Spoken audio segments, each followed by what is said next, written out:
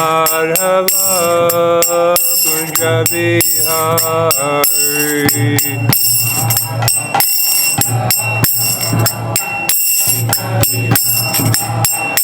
Jaya Radha Madhava Kunja Bihari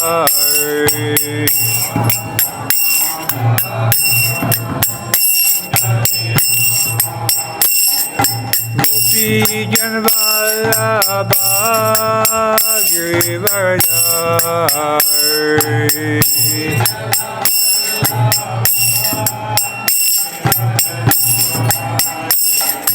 Gopi Janvallabha Girivardhari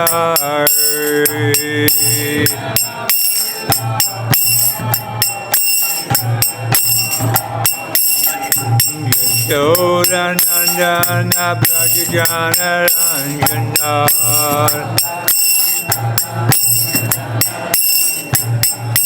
Yashodanandana Brajajana Ranjana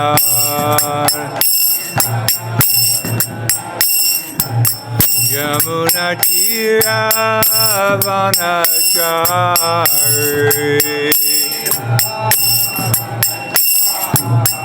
Yamuna Tira Vanachari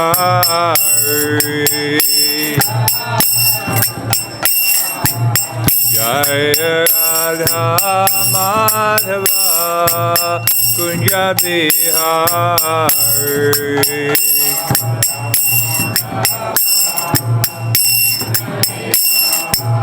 Jaya Radha Madhava Kunja Bihari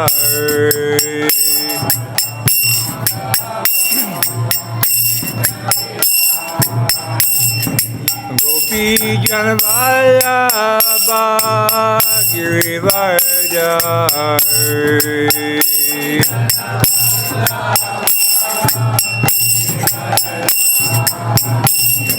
Gopi Janvallabha Girivardhari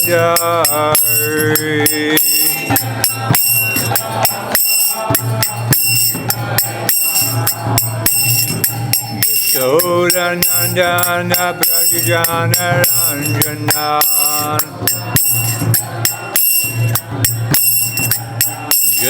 Yashodanandana Brajajana Ranjana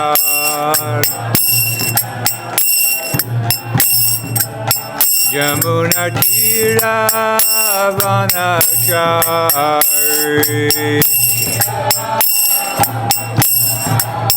Yamuna Tira Vanachari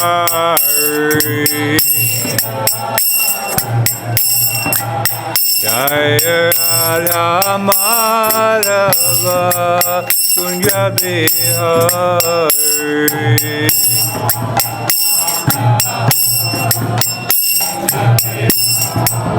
Jaya Radha Madhava Kunja Bihari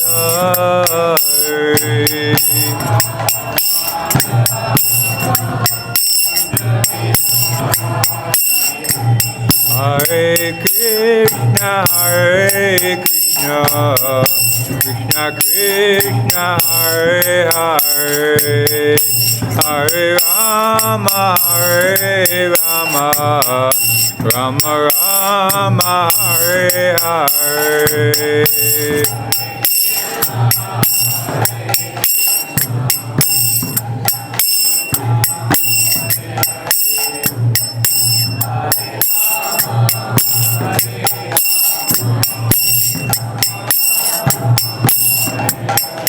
Hare Krishna Krishna Krishna Hare Hare Hare Rama Rama Rama Hare Hare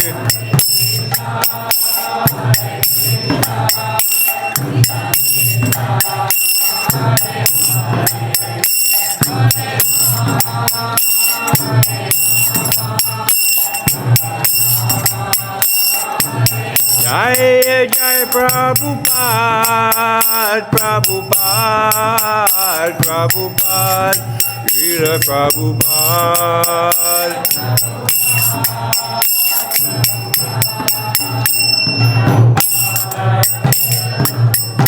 Srila Prabhupada ki jai. Jai Om Vishnupad Paramahamsa Parivrajacharya Sotata Sata Sri Srimad His Divine Grace A.C. Bhakti-Vedanta Swami Srila Prabhupada ki jai. Gaura Premanandi. All glories to the assembled devotees. All glories to the assembled devotees. All glories to the assembled devotees. All glories to Sri Sri Guru and Gauranga. Namo Vishnu Padaya Krishna Prasthaya Bhutale Shrimati Bhakti Vedanta Swami Namaste. Namaste Saraswati Devi Gaura Vani Pacharani Nirvishesha Srinivadi Pasacharya. Hare Krishna. Yeah, now I can see everyone. My name is Gaura Shakti Das. I was asked to come in and read from Srila Prabhupada Lilamrita and discuss somewhat. I understand that this discussion is supposed to end at 6:30. A little bit about myself. I'm from New Vrindavan in West Virginia, United States. Just visiting here actually I'm leaving this evening. I came on last Monday. And I'm in India for about another month now. Going from here, I'm going to Ujjain to an Ayurvedic clinic. I'm happy to be here. Thank you very much.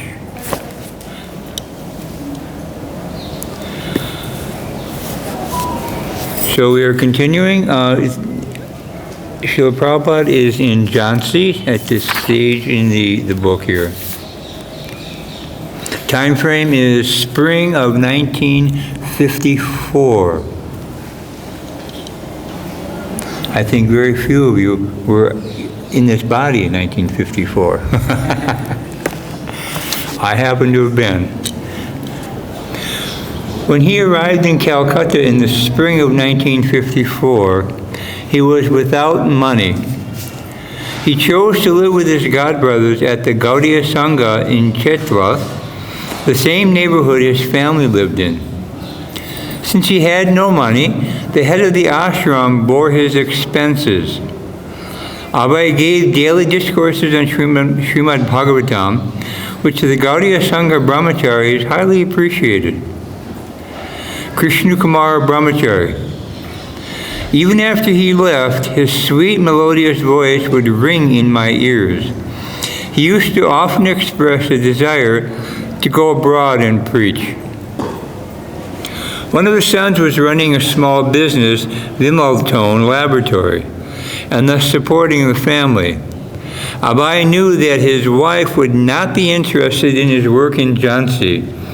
His son had been there but had not been impressed. The family would see his preaching in Jhansi as a threat to their home life.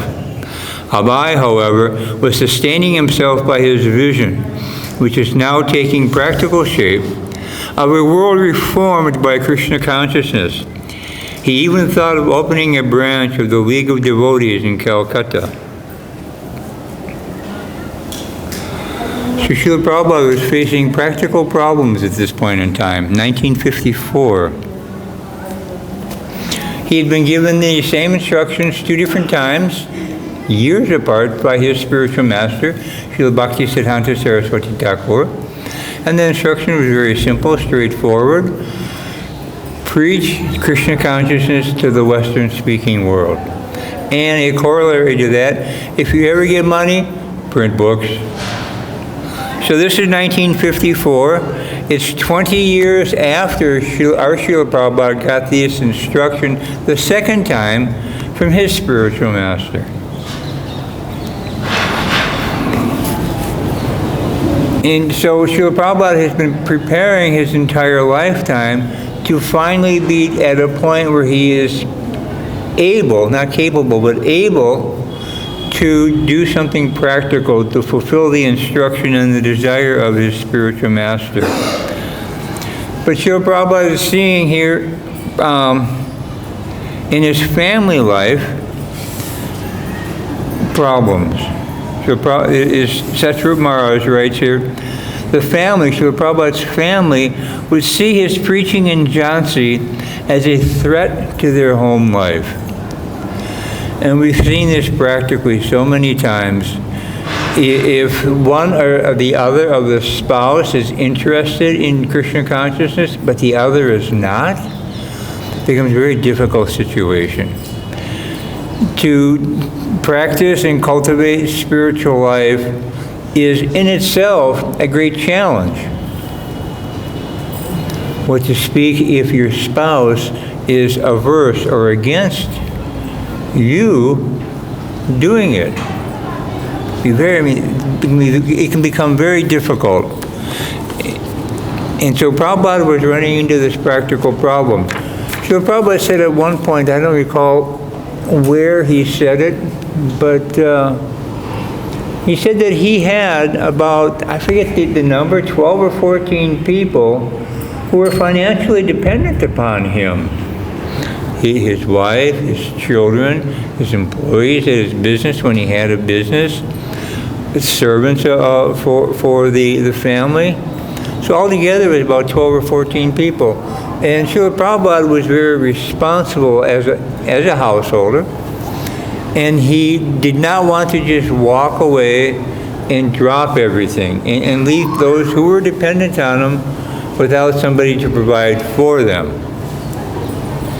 But he's at a point in his life now, in this narration, where he's about ready to do that. So he was thinking about going back to Jhansi and trying once again to spread Krishna consciousness there. Satsvarupa Maharaj continues, but inevitably he was plunged again into family responsibilities. Some of his children were still unmarried. Rent and bills had to be paid. Even if he were to develop the Vimotone laboratory, the family would demand whatever he earned, and even if he were to accede to their demands, live at home, and give up preaching, the greatest difficulty would still remain. They weren't serious about devotional service, nor could he change them. What was the use of conducting a business if they would not be devotees? Srila Prabhupada's concern was that he wanted some help from his family. He wasn't getting support from the Gaudiya Matha, though they weren't against him preaching, but he needed practical support. And being a family man and a former business owner, he previously had a source of income that he used for his preaching of Krishna consciousness, specifically in Jhansi, but also wherever else he happened to live. Srila Prabhupada never forgot the instruction that his Guru Maharaj, Srila Bhaktisiddhanta Saraswati, gave him to preach in the West. And he was always looking for a practical means to be able to fulfill that instruction. Srila Prabhupada was nothing if not practical. He was always, he knew very well that you can't just have pie-in-the-sky ideas. You have to be able to understand in a very practical way how to execute the instructions and the mission. So he was very practical like that, and he was always looking for ways to do that. And here in this case, he needed money and assistance. And he was always hoping that his wife, Radharani De, would assist him in this. But we're going to hear very shortly what her actual attitude was. He visited his family, and the same old scene occurred. Local friends came to visit, and Abhay began preaching, giving Bhagavad-Gita classes, just as he had been doing in Jhansi. Meanwhile, his wife and the rest of the family would take tea in a separate room. They wouldn't even come into the room where Prabhupada was preaching, giving Bhagavad-Gita class. They would stay in another room of the house and just drink their tea. Srila Prabhupada speaking, I wanted as much as possible to get her to work with me in spreading Krishna consciousness, to get her help. but she was very determined. She wouldn't help me in spreading Krishna consciousness. So finally, after many years, I could understand she would not be of any assistance to me. What a realization to have, that your spouse, who is supposed to be your life partner, has no interest in helping you in your Krishna consciousness. This is not that unusual. Srila Prabhupada continues, she was very attached to drinking tea. I was always telling her not to drink tea because I wanted to have a nice Vaishnava family. So although I was repeatedly telling her, this time I finally said, you have to choose between me and tea. Either the tea goes or I go. In this way, I was even criticizing my own family. But because they were thinking I was the husband or father, they couldn't take my instructions seriously. So she replied, giving up tea drinking or giving up my husband? Well, I will have to give up my husband then. Of course, she thought I was joking. One day Radharani made a great mistake. There is a system of barter in which a customer would place on a scale an object a shopkeeper considered valuable, and the shopkeeper would then balance it with the equal weight of merchandise. So while Abhay was out, his wife took his worshipable Bhagavatam to the market and traded it for tea biscuits. When Abhay came home and looked for the book, she told him what had happened. She hadn't taken the matter as a very serious thing. She was out of tea biscuits. But Abhay was shocked. At first he felt depressed, but then a wave of absolute resolution passed over him. His family life was finished. Put yourself in this situation. Imagine this happening to you. That your japa beads, or your scripture, your spouse just traded them for something as significant as tea biscuits. It would be devastating. I mean, just devastating. And it shook Srila Prabhupada to his very core. That one act just solidified his determination, and it helped to bring him to a single focus of mind. In fact, in the Bhagavad-Gita as it is, who did he dedicate his Bhagavad-Gita as it is to? Who did he dedicate it to? And what verse was the dedication based on? Does anybody remember?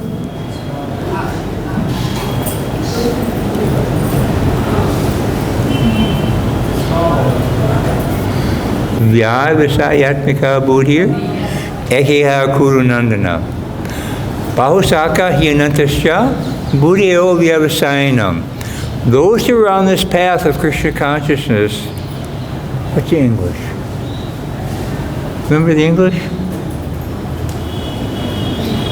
And they're completely focused, they're very fixed. Their aim is one.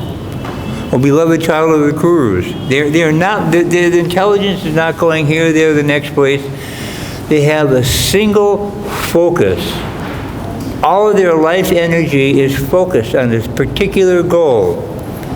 Just like, I don't know what kind of lights these are, I can't really see, but you know what an incandescent light bulb is, the old-fashioned light bulb. Suppose you have a 100-watt light bulb, an incandescent light bulb. They are so inefficient that of the 100 watts of electricity that's being consumed, 95 watts goes in heat. It's just wasted as heat. And only 5% of the electrical energy goes into producing actual light. It's just scattered everywhere, everywhere.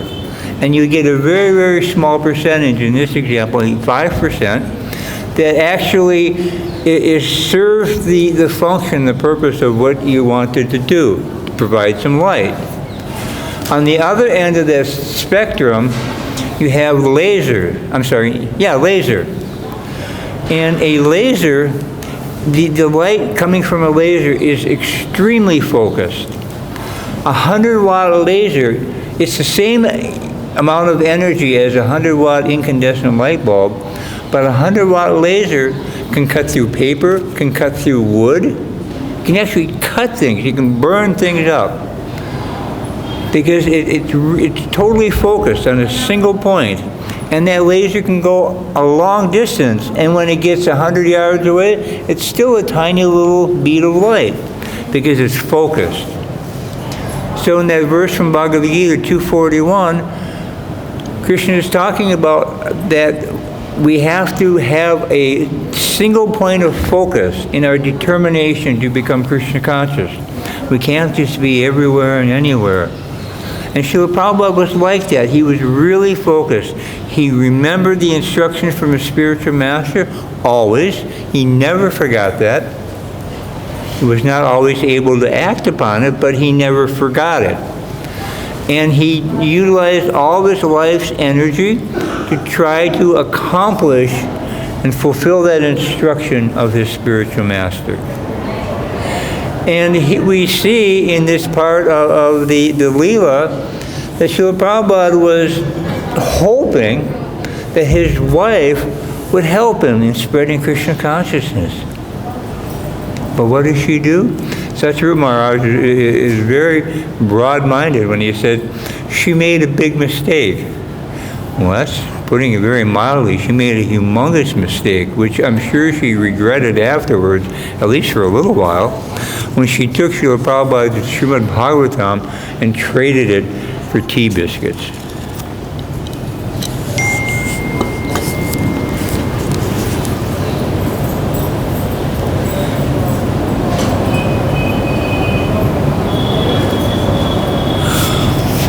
When he told them he was leaving, they didn't understand what he meant. He'd been leaving for 30 years. He was always coming and going. When he walked out the door, they thought, there he goes again. He's leaving. It was the usual routine. Everyone could see, even the neighbors, Mr. D was going again. He had been at home, now he was going. He would be back again, but Abhay knew he was never coming back.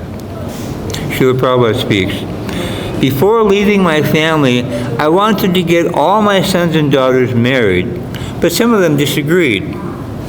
But then, the time is up. Never mind whether they are married or not. Let them see to their own business. Suppose I die immediately. Who will take care of my daughter? At that time, we say, God will take care. Okay, then why not now? God will take care. My Guru Maharaj used to say that renunciation of family life was, quote, civil suicide, end quote.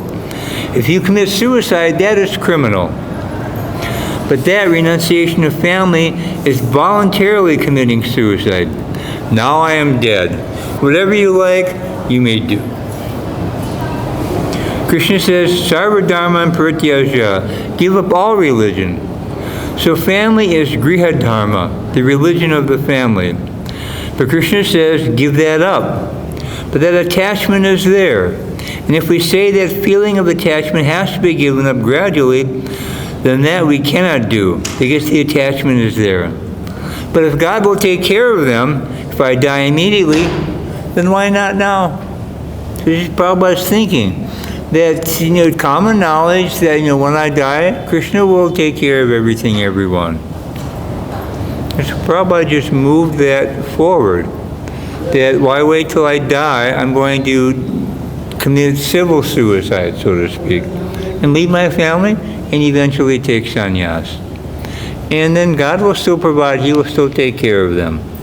So his mind could be detached from family, wouldn't have to be concerned about family, and he wouldn't have to be concerned that they were not being provided for, and his mind and intelligence was not split. Okay, this side of me is performing devotional service, but this side of me has to take care of my family. No, Prabhupada saw that they were not going to assist him. They did not care about his goal and mission in life. They were only looking for themselves. And Srila Prabhupada saw that very clearly and just washed his hands entirely of his family connection and his family affairs. And in that way, he was able to devote himself 100% to fulfilling the instructions of his spiritual master.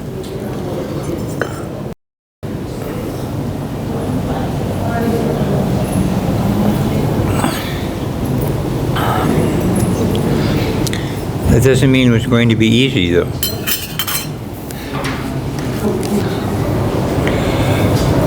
His spiritual emotions were so turbulent that he wasn't thinking of going to Jhansi.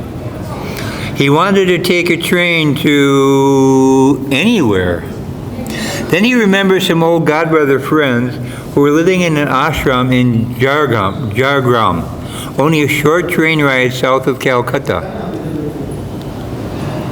So he borrowed 10 rupees from a friend and bought a ticket to Jhargram. It was a small mutt. When Abhay arrived, he was welcomed by Paramahamsa Maharaj, Damodar Maharaj, and others.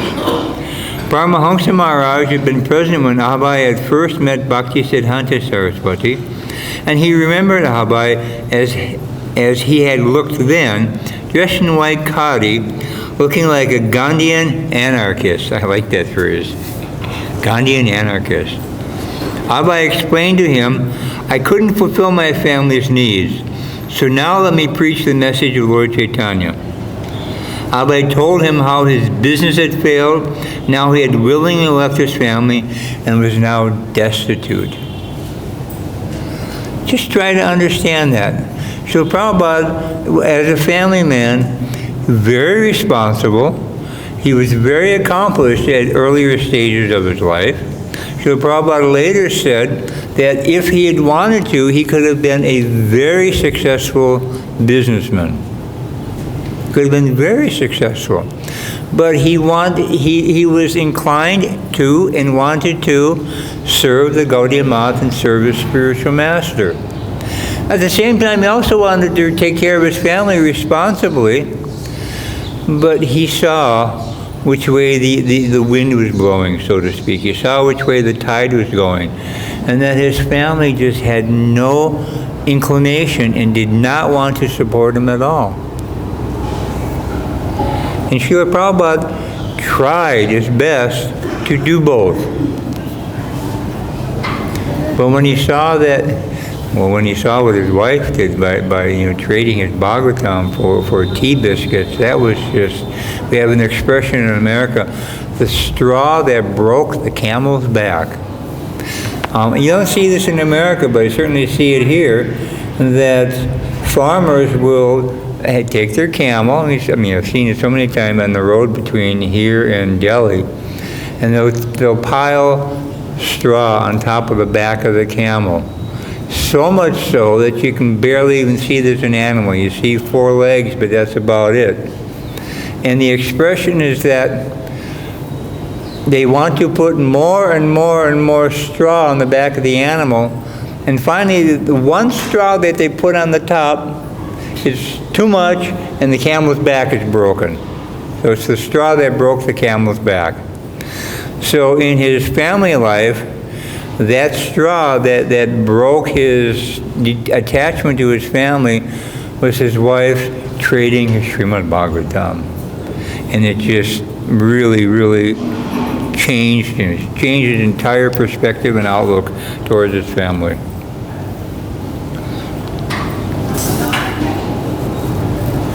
Paramahamsa Maharaj speaking. When Abhay arrived, he appeared very poor, even starving. He had no means. He came alone to the mutt, and when he arrived, he only chanted Hare Krishna, nothing else.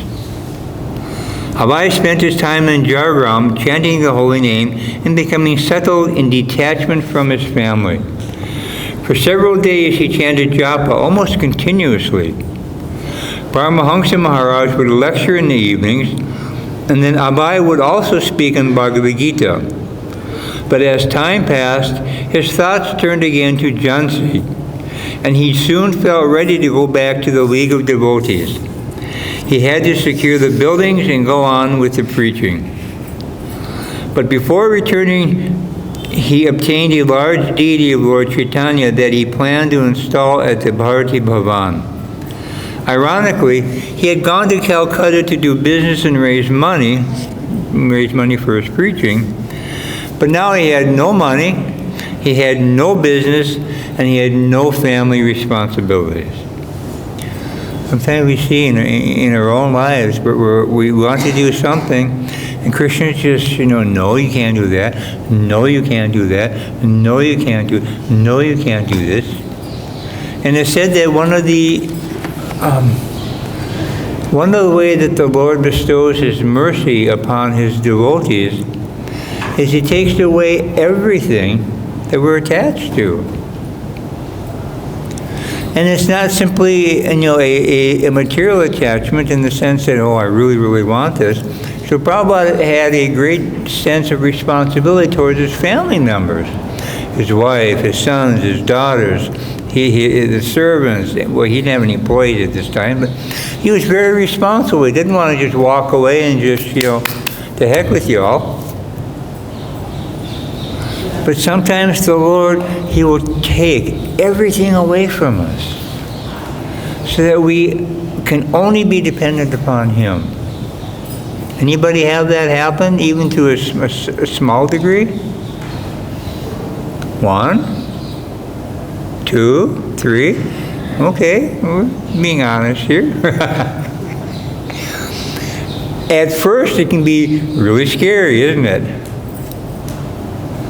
The things that we were dependent upon to maintain our life, to maintain our responsibilities, to maintain whatever our attachments were, all of a sudden, part of it, another part of it is gone. And sometimes all of it is gone. And then where do we turn, or who do we turn to for shelter? And Krishna does this so that we'll ultimately turn to Him. So that we'll turn our attention, we'll turn our life energy, our intelligence, our mind, all of our senses, and all of our activities towards Krishna. My dear Lord, why did you do this to me? And it's not that we're saying no, we're just trying to understand, Krishna, why did you do this? I'm trying to fulfill the instruction of my spiritual master. I'm trying to take care of my family responsibly. I need these things and those things in order to do this. At least that's my understanding. And yet one by one, you took them all away. Why are you doing this? And so that we will become closer to Krishna. So that we will see, actually, Krishna's in control. I'm not in control. Like stated a page earlier, there's an expression in Bengal, when I die, God will take care of everything. And Prabhupada, okay, well, then now He can take care of everything. It's like that. So sometimes the Lord does like that, so that we become attached to Him and Him only. Not Him and this and that and this and that. No, Krishna, in this regard, we can say that He's very jealous. He wants all of our attention, all of our energy, all of our focus. He wants it on Him. Why? Does He need our money? Does He need our service? Does He need our attention? No. Krishna's Atmaram. He doesn't need anything. Completely self-satisfied. But He wants these things because He wants to draw us closer to, what's the word? So that our love and our life energy will gradually or quickly go only to Him. Not because He's jealous. He does that so that our loving sentiment and loving relationship with Him will reawaken. And as our love for Him becomes stronger and stronger, He gives more and more love and affection to us. As they approach me, I reciprocate accordingly. Everyone follows my path in all respects. If we take one step towards Krishna, he takes more than one step towards us. If we give him 1% of our life, he accepts that, he encourages it, he fans that spark, so the spark will become a flame, and the flame will become a fire, and the fire will consume all of our life energy. So that the only thing we want to do is serve the Supreme Lord through the agency of our spiritual master. So Srila Prabhupada, on this stage of his life, he's getting to that point.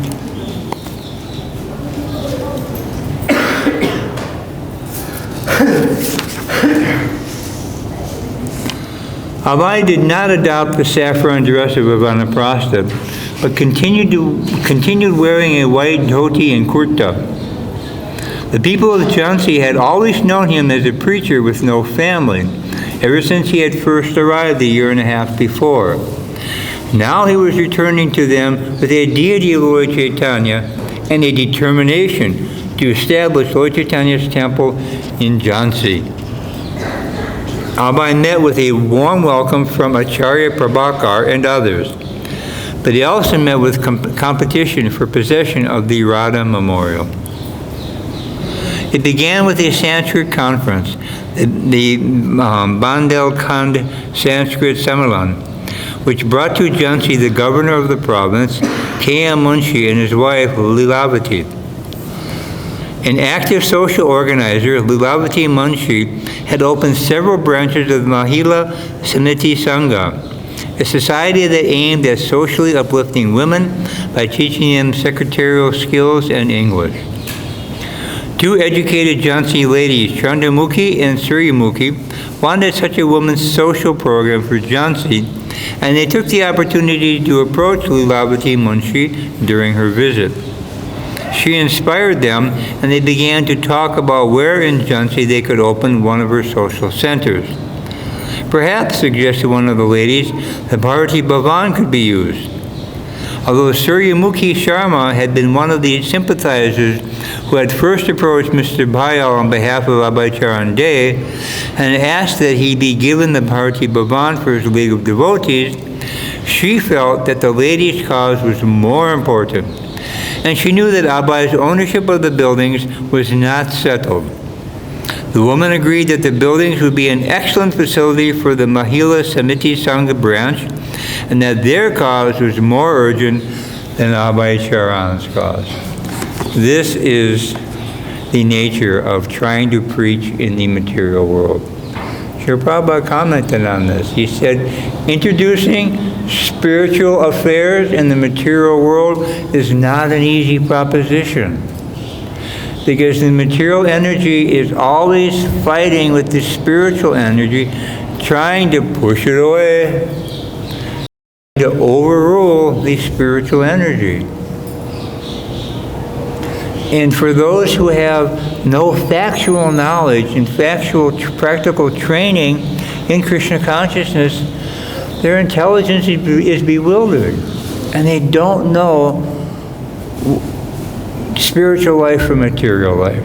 As Satsrup Maharaj writes, the women thought that their cause was superior to Prabhupada's cause. And there's no reflection on women as a class. But it just illustrates that if we don't have practical training in Krishna consciousness, then our intelligence is very easily carried away by the illusory energy. It's very easily carried away. Even amongst devotees, we see that sometimes people have, how to say this, when we come to Krishna consciousness, we have our material attachments, we have our material conceptions, we have our material misunderstandings. We bring all these things with us. And the spiritual master's responsibility is to properly train us in how to execute the process of Krishna consciousness. And Srila Prabhupada tells a nice story in this connection about two boys who wanted to learn how to play piano. So they found a piano teacher. He agreed that he would instruct them. And so they went for their initial meeting with the instructor. And during the course of the discussion, one of the boys asked, "How much will it cost?" And the instructor said to one boy, "Have you ever played piano before?" "No." "Okay, for you it will be 2 rupees. And he turned to the other boy, and the other boy said, "Yes, I've played piano before." And the instructor said, "Okay, for you, it will be 5 rupees. "What? I know how to play something. You know, I can play a little bit. Why am I 5 rupees and he's 2 rupees?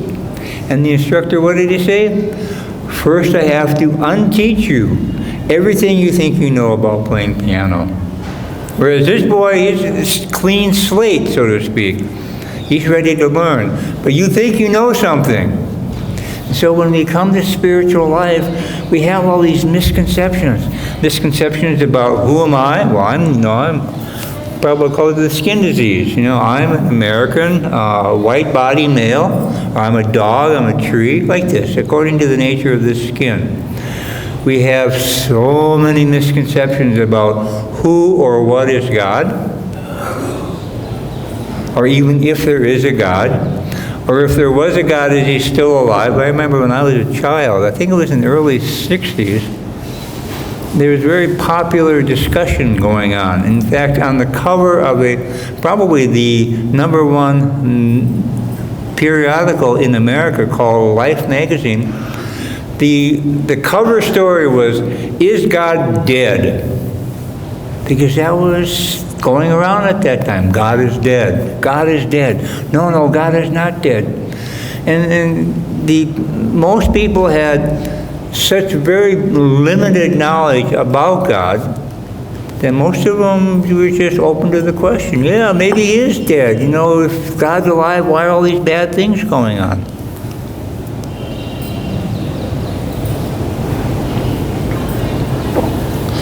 So we bring our level of ignorance with us to Krishna consciousness.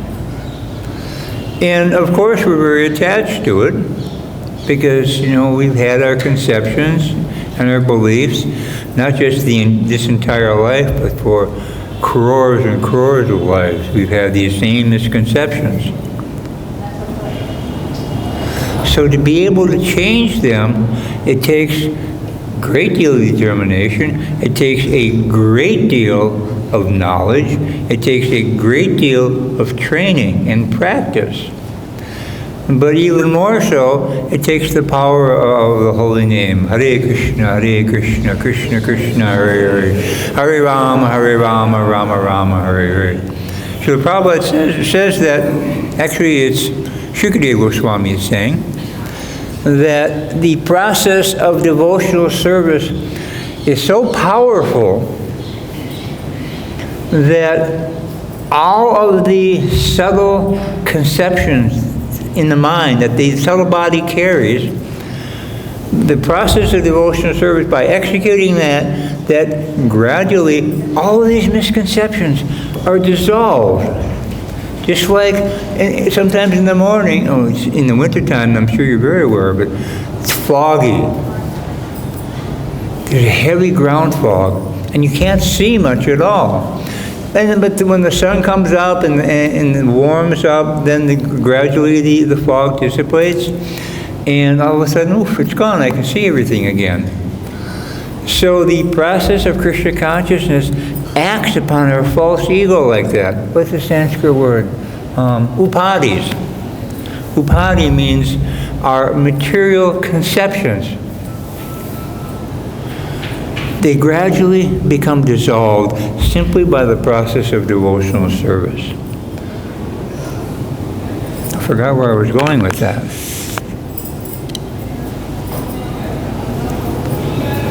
About these ladies who wanted, the ladies that prefer to. Thank you.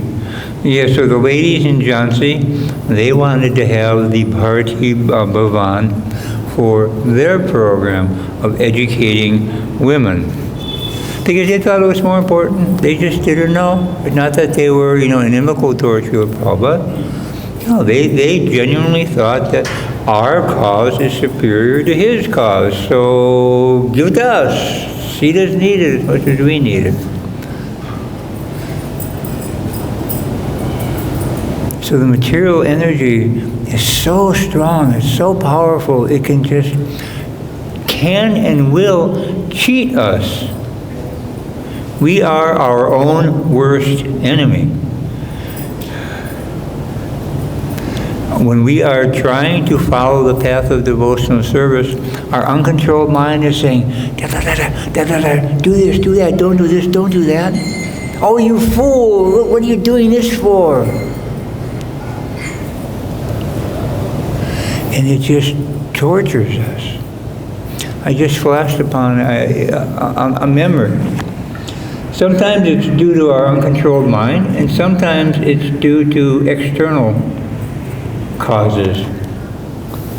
I forget what, back around 1976 or so, I was president of one of the farm temples in New Vrindavan. At that time we had 3 different temples. Full temples, full offerings, full artis every day. And there was I had a god sister, her name was Mother Janani, and one day when I was coming back from service from somewhere else, 2 of the women that lived in the temple that I was managing came running up to my truck when I pulled in the driveway, and they were just frantic. You gotta get rid of her, you gotta get rid of her, she's crazy. Wait, who, what's going on? Mother Janani, she's crazy, you gotta get rid of her. Well, what's she doing? Okay, you say she's crazy, what's going on? She's talking to herself. So, people talk to themselves all the time. No, she's crazy. Okay, where is she? Well, she's upstairs. Okay, well, let me go see. So I go to the bottom of the stairs. I could hear her upstairs talking. In fact, I could hear a few people talking upstairs. And the temple building was an old farmhouse. It was probably 80 years old when we got it. But we just utilized things, whatever we had. And I very quietly, carefully walked up the stairs so I didn't make any noise. And I got to the top and I stood next to the door to the room. She was in the room and listened. And there was men and there was women, they were having a conversation. I counted 11 people engaged in this conversation, which is really interesting because we didn't have 11 people living in the temple. And I look around the corner, and there's Mother Janani back against the wall. She's sewing. She's the only one in the room. She was ghostly haunted. So sometimes, it's like that in addition to having our own mind, we've got other living entities that we have to also deal with, and it was terrible. I mean, it just felt so bad for her. But, her situation was more than we could deal with. She needed professional help, which we were not able to provide. So we took her to a facility that was able to help her. But the point is that our own mind is hard enough to control, but sometimes we also have, other living entities who are living in here with us, and we have to deal with them as well. But the process of Krishna consciousness is so powerful that it can deal with these things.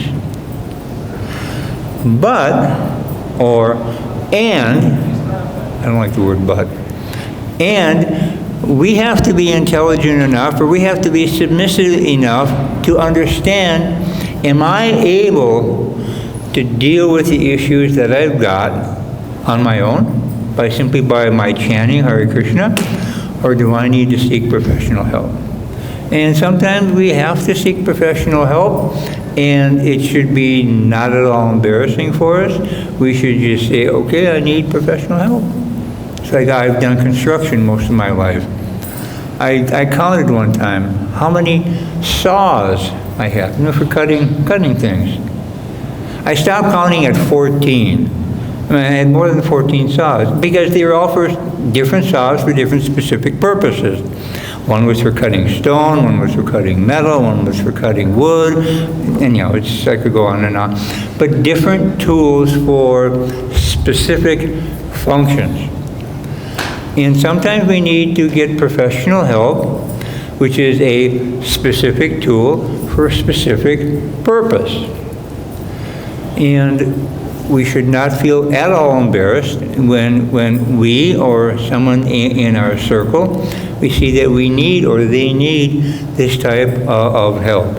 We should approach them directly or approach the temple authority and try to do the right thing. Not that they stop practicing Krishna consciousness, but they also seek the professional help that they need. So Prabhupada is fighting in Jhansi against the women who want the facility that he wants. And if my memory serves me well, it doesn't generally. I think they actually got the building. He didn't get the building. And why? It's not like Srila Prabhupada wanted to have the facility to engage in sense gratification or anything like that. No, he wanted to preach the message of Chaitanya Mahaprabhu. But as we learned from Krishna in the Bhagavad-Gita, there's 5 factors of action. Who can name one of them? Any one of them. Super soul. That's the 5th one. Thank you. Time, the place, the endeavor, 4th one, and then ultimately the super soul. And the materialists, they don't consider the super soul, they consider the other 4. But ultimately we need, the super soul gives permission, or not. And Srila Prabhupada was thinking, okay, I want to fulfill the order of my spiritual master in this fashion. I want to preach Krishna consciousness in Jhansi, India in 1954. And what did Krishna say? No. No. What do you do? What do you do then? He had no family. He had no money. He had no resources. This is the idea that he had to try to preach, to fulfill the instruction of his Guru Maharaj. And Krishna says, no, thank you.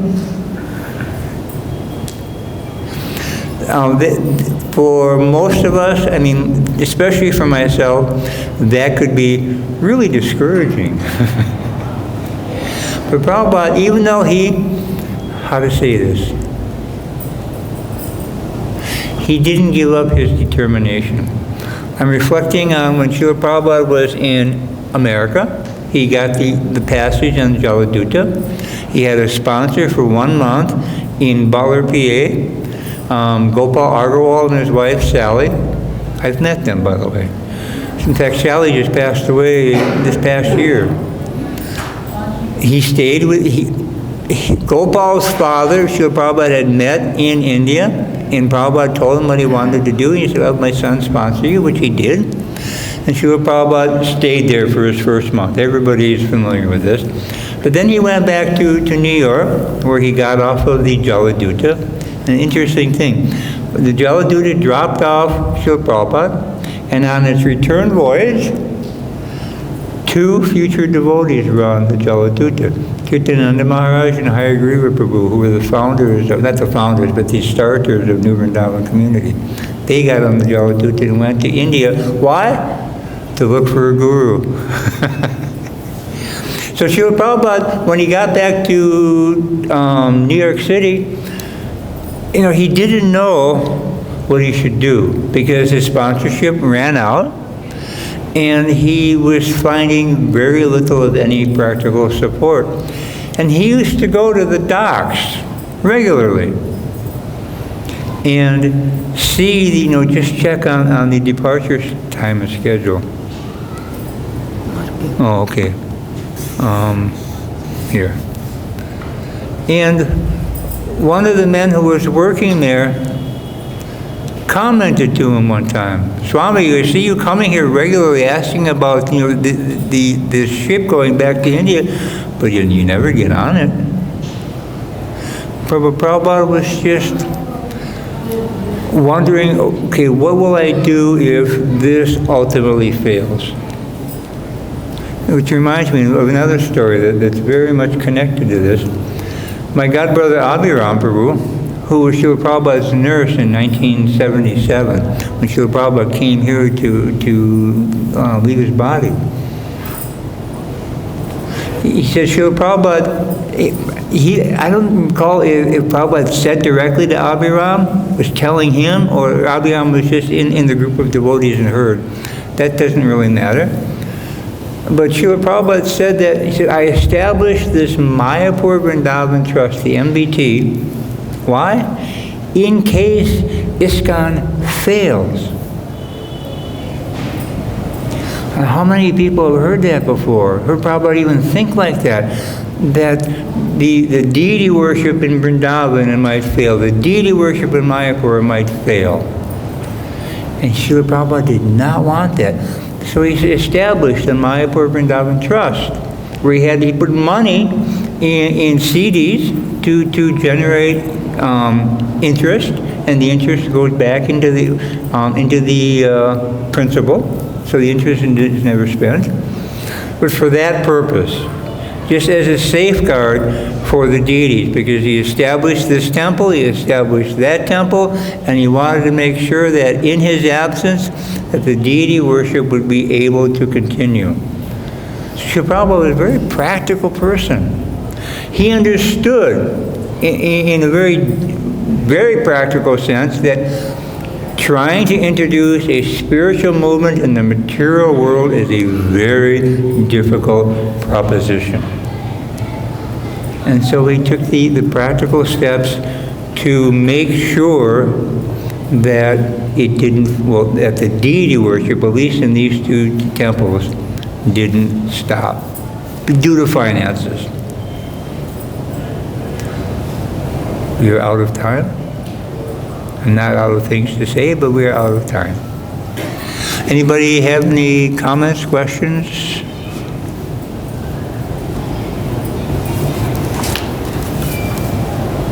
No? Thank you all very much for your kind attention and participation. Srila Prabhupada Ki Jai.